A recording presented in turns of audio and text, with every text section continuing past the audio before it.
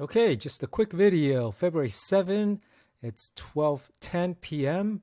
Um, just got a profit of $24,000 from my ATVI Activision Blizzard earnings trade.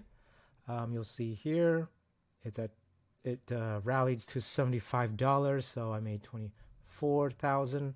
And yesterday it was at 71,000 when I put on this trade based on unusual options activity. So you can take a look here. It rallied after the earnings, 5% right now at 75.